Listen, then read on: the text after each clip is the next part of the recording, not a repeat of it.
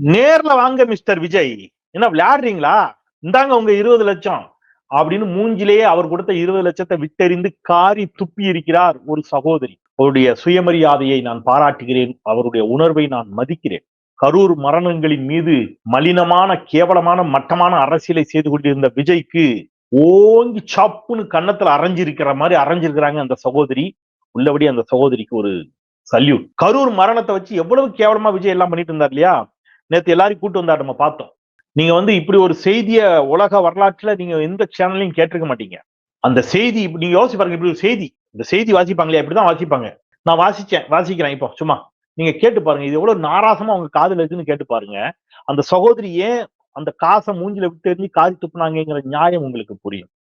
கரூரில் கடந்த மாதம் 27ஆம் தேதி விஜய் பரப்புரை பயணத்தின் பொழுது அநியாயமாக 41 பேர் மரணமடைந்த விவகாரத்தில் 41 பேரின் குடும்பங்களைச் சேர்ந்தவர்களை சொகுசு பேருந்தில் 1 மாதத்திற்கு பிறகு சென்னைக்கு வரவழைத்து நட்சத்திர விடுதியில் அவர்களை தங்க வைத்து சொகுசு காரில் வந்திறங்கி அவர்களிடம் ஆறுதலை பெற்று சென்றார் திரு விஜய் அவர்கள். இப்படி ஒரு செய்திய நீங்க எங்கேயா கேட்டிருக்கீங்களா? எல்லாரையும் 1 மாசம் கழிச்சு சொகுசு பஸ்ல கூட்டு வந்து நட்சத்திர விடுதியில தங்க வச்சு இவர் சொகுசு கார்ல வந்து ஆறுதலை பெறுகிறார். அது கூட இவர் ஆறுதலை கொடுக்கல, அவங்க இவர் ஆறுதல் படுத்திருக்காங்க, நீங்க கவலைப்படாதீங்க அப்படின்னு. இப்படி ஒரு ஆறுதல் பெறும் நிகழ்வு இனிதே நிறைவடைந்தது. இப்படி ஒரு ஆறுதல் எதையா கேட்டிருக்கீங்களா இது வரைக்கும்? இந்த ஆறுதல் நிகழ்விற்கு தலைமை தாங்கி நடத்தினார் புசி ஆனந்த். ஆறுதல் அளிக்கவும் ஆறுதல் பெறவும் வந்திருந்த அநியாயமாக மரணமடைந்த 41 பேரின் குடும்பத்தினரை வரவேற்புரை ஆற்றினார் ஆதவ் அர்ஜுனா.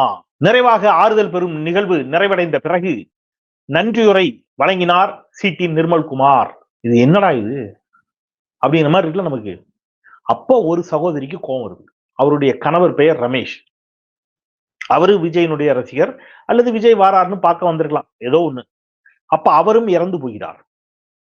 இப்ப இந்த சகோதரி அவரு வழக்கம் போல எல்லாரும் மாதிரி போன்ல பேசியிருக்கிறாரு, எல்லாம் சொல்லியிருக்கிறாரு, ஆறுதல் சொல்லியிருக்கிறாரு. ஆறு சொல்லும் போது நான் நேர்ல வர்றேன்மா கரூருக்குன்னு சொல்லியிருக்கிறார்.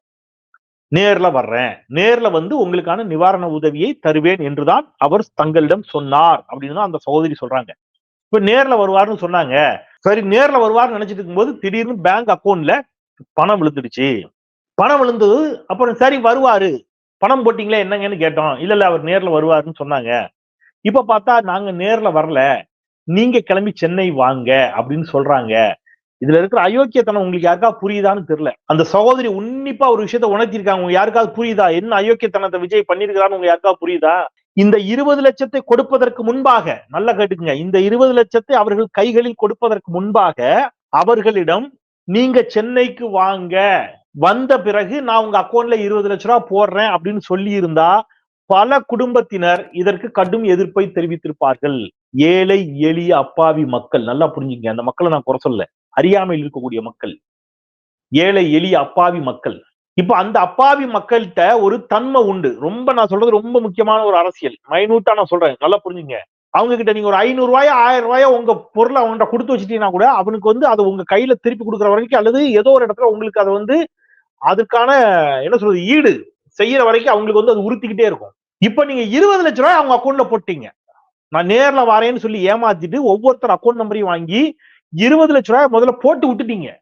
இப்ப எல்லாருக்கும் 20 லட்சம் ரூபாய் அக்கௌண்ட்ல வந்துடுச்சு. கொடுத்த பிறகு மெதுவா அவங்க கிட்ட போறீங்க, 20 லட்சம் ரூபாய் வந்துருச்சா? வந்துருச்சுங்க. தப்பா எடுத்துக்காங்க, தலைவர் கொஞ்சம் சென்னையில பிஸியா இருக்காரு. ஆமா, கொஞ்சம் அவருக்கு காலையில எந்திக்க முடியாது. ஆமா, கொஞ்சம் தூங்குவார், நைட்டு கொஞ்சம் நீராகாரம் சாப்பிட்டு ஏதாவது தூங்குவாரா இருக்கும்.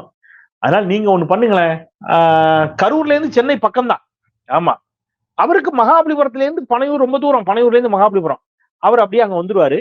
நீங்க வந்து கொஞ்சம் அவர்கிட்ட ஆறுதலை வாங்கிட்டு போறீங்களா அப்படின்னு கேட்கின்ற பொழுது, இப்ப பல குடும்பங்கள் என்ன செய்வாங்கன்னா, என்னடா இது, அவர் இங்க வாரேன்னாரு, இப்போ ரூபாயை வேற போட்டு விட்டுருக்காரு, ஒரு இழப்பீட்டுக்குன்னு ஒரு 20 லட்சம் ரூபாய் கொடுத்திருக்கிறாரு, என்ன பண்றது?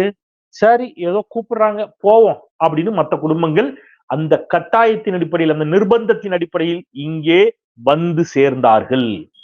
அதான் உண்மை. அப்போ ஒரு சகோதரிக்கு கோபம் வருது.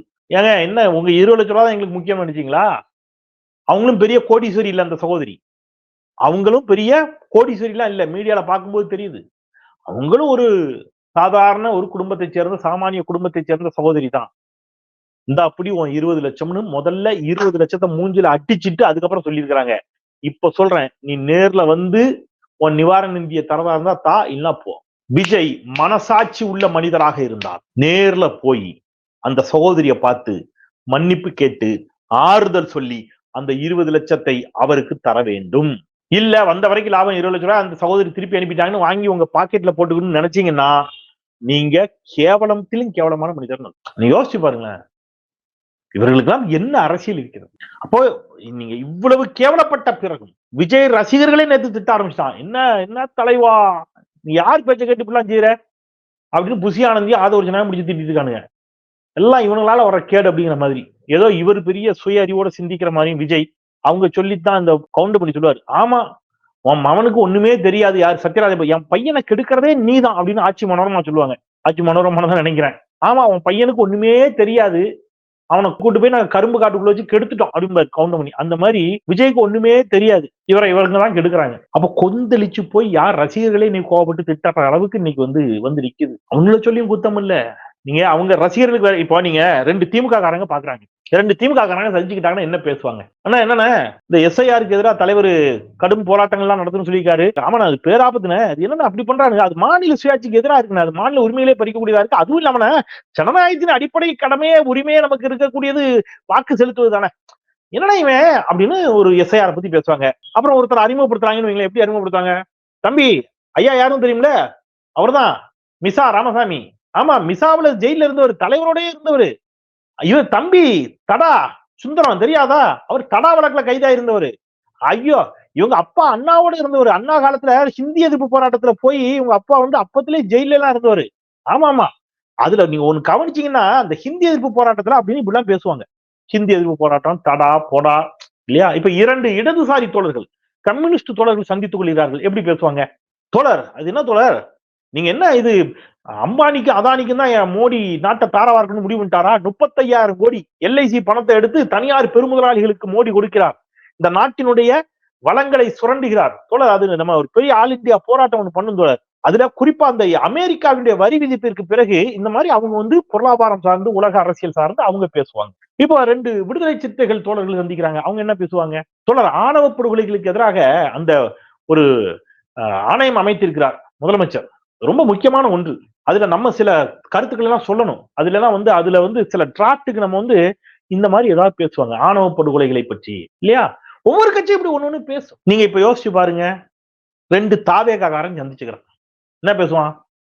அண்ணா, இவன் தெரியல, இவன் தான் நம்ம பிகில் சுரேஷ்.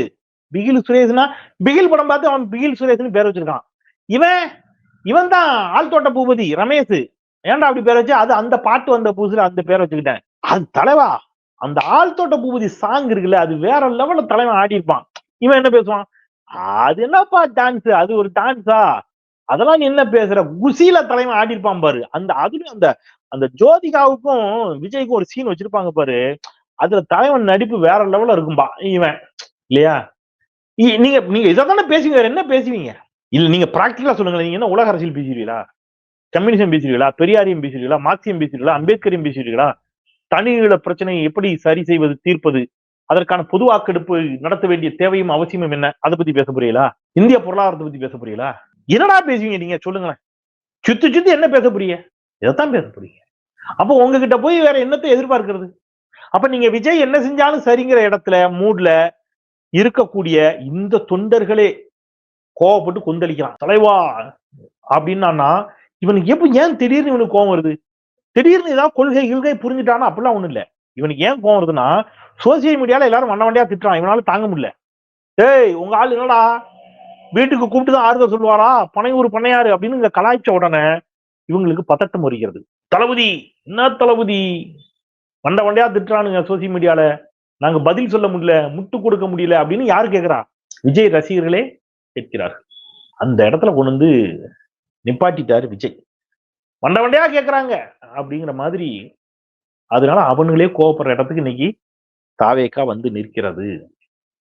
நான் ஒண்ணு சொல்றேன், 2 கருத்தை சொல்லிடுறேன். நான் சொல்றாங்கல்ல, ஒரு கட்டமைப்பு பண்றாங்கல்ல, விஜய் வெளியில போனா ஆபத்து, விஜய் வெளியில போக கூடாது, வெளியில அவரால் நகரவே முடியாது அப்படி இப்படின்னு. நீங்க கரூருக்கு போறதுக்காக அவர் வந்து ஒரு மனு கொடுத்தாருன்னு அந்த மனு வந்து அது தொடர்பான செய்திகள் வெளியில வந்துச்சு பாத்தீங்களா? அந்த மனுவுல என்னெல்லாம் சொல்லியிருந்தாங்க? யாருமே குறுக்க வரக்கூடாது, ரோட்ல ஒருத்தர் நடமாடக்கூடாது, பேருந்துக்கு பின்னாடி முன்னாடி எல்லாம் ஒருத்தர் வரக்கூடாது, என் கண்ணு கட்டின தூரம் வரைக்கும் ஒருத்தனும் இருக்கக்கூடாது, குறுக்க பூனை கீனை போயிடக்கூடாது, அவன் காக்கா குருவி பறந்துடக்கூடாது, அவ்வளவு கண்டிஷன் போட்டிருந்தாங்க. விஜய் மட்டும் வருவாரு, இந்த ரோடே பிளாங்கா இருக்கணும். நான் தான் சொன்னேன், இந்த சின்ன தம்பி குஷ்புவா நீங்கன்னு அதான் கேட்டேன். இந்த சின்ன தம்பி படத்துல குஷ்பு வரும்போது என்ன செய்வாங்கன்னா, இந்த ஊர்ல அவ்வளோ எஞ்சி ஓடிடுவான், வீட்டுக்குள்ள ஓடுவான், திருச்சி ஓடுவான். ஏன்னா எவனாவது வெளியே இருந்தானா முடிஞ்சு போச்சு, அவங்களை பிடிச்சி முட்டை போட்டு விட்டுருவாங்க. இந்த குரங்கு ஒண்ணு இருக்கும், அந்த குரங்கு கூட கண்ணை புத்திட்டு ஓடும் பயந்து. ஏன்னா குஷ்புவை பார்த்தாச்சுன்னா குரங்க பிடிச்சி கடிச்சு விடானுவான் அண்ணன் தம்பி எல்லாம் அந்த படத்துல. குரங்கு தான் நம்மளை கடிக்கும், அவன் குரங்கே கடிப்பான் அந்த படத்துல. அந்த மாதிரி கொடூரமான அண்ணன் தம்பி. அந்த மாதிரி சின்ன தம்பி குஷ்புவாடா விஜய் வெளியில வரும்போது இப்படி ஊரடங்கு உத்தரவு போடுற அளவுக்கு ஒண்ணும் கிடையாது. மக்களோட மக்களா வந்துட்டு போறதுல என்ன சிக்கல் இருக்கு?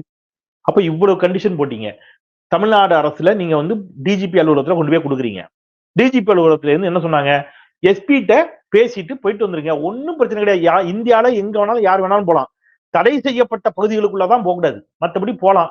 ஒன்னும் அனுமதி எல்லாம் கேட்க வேண்டாம். நீங்க என்னைக்கு போறீங்களோ அது எஸ்பிட்ட சொல்லிட்டு போங்க. நாங்க நீங்க எஸ்பிட்ட போய் பேசுனீங்களா, மனு கொடுத்தீங்களா? அதான் நான் நேத்து கேட்டேன். எஸ்பியிடம் நீங்கள் மனு கொடுத்தீர்களா? எஸ்பியை சந்தித்தீர்களா? எஸ்பியை பார்த்தீங்களா? இல்ல.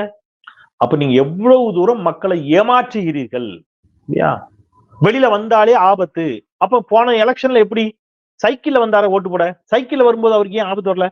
அவர் வேணா கடத்திட்டு போயிருக்கணும்ல. சைக்கிள்ல இருக்காரு விஜய் அண்ணா, சூப்பரா இருக்காரு. டேய் தளபதி வெளில வந்துட்டாரா, சைக்கிளோட கடத்துங்கடா தளபதின்னு தூக்கிட்டு வண்டியில எங்கேயாவது போட்டு ஓடி இருக்கணும்ல, அவர் தூக்கிட்டு ஓடி இருக்கணும். ஏன்னா நீங்க அப்படித்தானே சித்தரிக்கிறீங்க. தளபதி மீது ரசிகர்கள் வெறி கொண்டு இருக்கிறார்கள். அவரை கண்டா விட மாட்டான், அவர் மேல விழுந்து பரண்டிடுவான், அவரை தூக்கிட்டு போயிருவான்.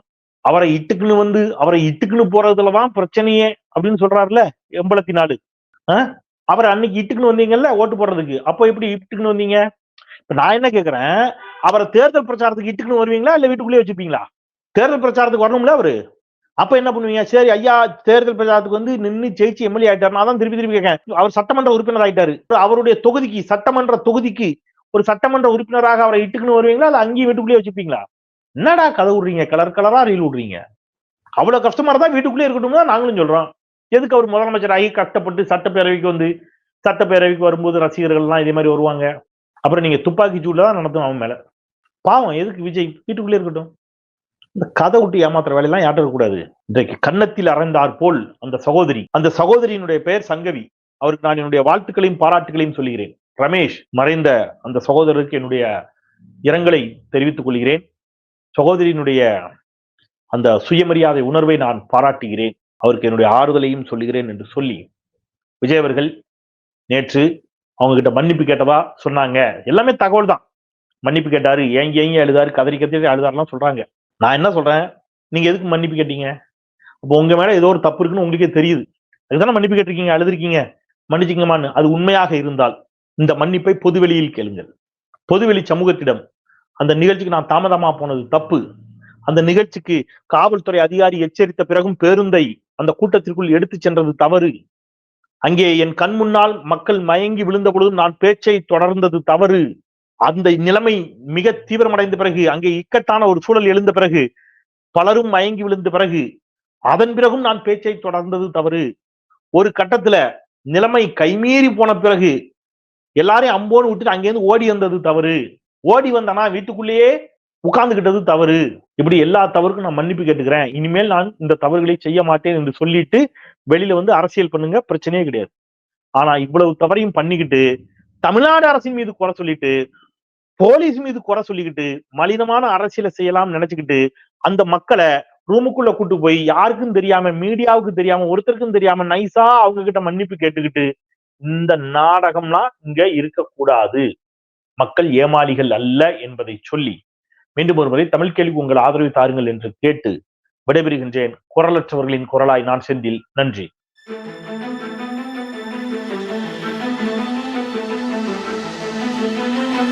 Thank you.